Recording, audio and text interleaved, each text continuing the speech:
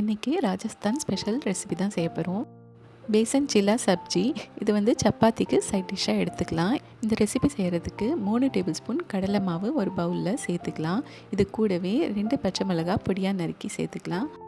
1/4 spoon மஞ்சள் தூள், 1/2 teaspoon சீரகம், தேவைக்கேற்ப உப்பு சேர்த்துக்கலாம்.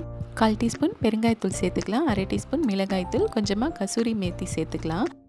1 கப் அளவு தண்ணி சேர்த்து கட்டிகள் எதுவும் இல்லாமல் நல்லா கரைச்சிக்கலாம். நம்ம வந்து தோசை மாவு பதத்துக்கு இதை நல்லா மிக்ஸ் பண்ணி எடுத்துக்கலாம். ரொம்ப தண்ணியாகவும் இல்லாமல் திக்காகவும் இல்லாமல் மீடியமாக நம்ம எப்போவும் தோசை ஊற்றுவோம் இல்லையா, அந்த பதத்துக்கு இருக்கணும். ஸ்டவ்வில் ஒரு தோசைக்கல் வச்சுட்டு நல்லா சூடானதும் நம்ம மிக்ஸ் பண்ணி வச்சுருக்கிற மாவுலேருந்து கொஞ்சமாக மாவு எடுத்து நம்ம எப்போவும் தோசை ஊற்றுற மாதிரி மெல்லிஸாக இந்த மாதிரி ஊற்றிக்கலாம். எண்ணெய் விட்டு 2 பக்கமும் நல்லா வெந்ததுக்கப்புறம் இந்த மாதிரி ஃபோல்டு பண்ணி எடுத்துக்கலாம். மடித்து எடுக்கும்போது இந்த மாதிரி லைட்டாக ப்ரெஸ் பண்ணி நல்லா வெந்ததுக்கப்புறம் எடுத்துக்கலாம்.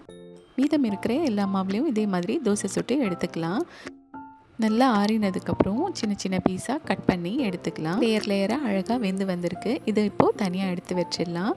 அடுத்ததாக ஒரு கிரேவி ரெடி பண்ணிக்கலாம். ஒரு கடாய் சூடு பண்ணிவிட்டு அதில் 1 டேபிள் ஸ்பூன் எண்ணெய் ஊற்றிக்கலாம். 1/2 டீஸ்பூன் சீரகம், ஒரு சின்ன துண்டு பட்டை, 1 லவங்கம், பிரிஞ்சி இலை, 1 வெங்காயம் பொடியாக நறுக்கி சேர்த்துக்கலாம். கூடவே 2 பச்சை மிளகாய் கட் பண்ணி சேர்த்து வெங்காயம் நல்லா வதங்கியதும் 1 டீஸ்பூன் இஞ்சி பூண்டு விழுது சேர்த்து அதையும் நல்லா கலந்து விட்டுக்கலாம். 3 மீடியம் சைஸ் தக்காளி மிக்ஸி ஜாரில் சேர்த்துட்டு நல்லா அரைச்சிட்டு இது கூட சேர்த்துக்கலாம். நீங்கள் விருப்பப்பட்டால் தக்காளியை கட் பண்ணி கூட சேர்த்துக்கலாம். தக்காளி ஓரளவு வதங்கினதுக்கப்புறம் மசாலா எல்லாம் சேர்த்துக்கலாம். 1 டீஸ்பூன் மிளகாய்த்தூள், 1 டீஸ்பூன் தனியாத்தூள், கரம் மசாலா, மஞ்சள் தூள், தேவைக்கிறப்ப உப்பு சேர்த்து நல்லா கலந்து விட்டுக்கலாம். மசாலா எல்லாம் சேர்ந்து நல்லா எண்ணெய் பிரிஞ்சு வர வரைக்கும் நல்லா கலந்து விட்டுக்கலாம்.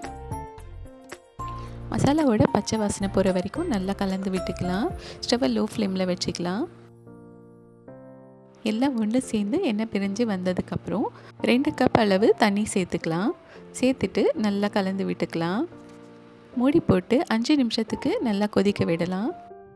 பார்த்திங்கன்னா கிரேவி நல்லா கொதித்து வந்துருச்சு. இந்த ஸ்டேஜில் கட் பண்ணி வச்சுருக்கிற பேசன் சீலாவை ஒன்று ஒன்றா சேர்த்துக்கலாம்.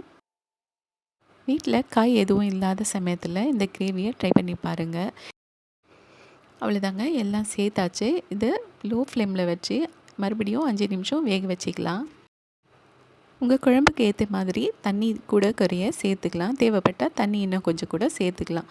கடைசியாக கொத்தமல்லி இலைகளை சேர்த்துக்கலாம். கூடவே கொஞ்சமாக கசூரி மேத்தி சேர்த்து 5 நிமிஷம் கொதிக்க விட்டு இறக்குனா பேசன் சீலா சப்ஜி ரெடி ஆகிடும். இது வந்து சப்பாத்தி ரைஸ்க்கு கூட சேர்த்து சாப்பிடும்போது டேஸ்ட்டு ரொம்ப நல்லாயிருக்கும்.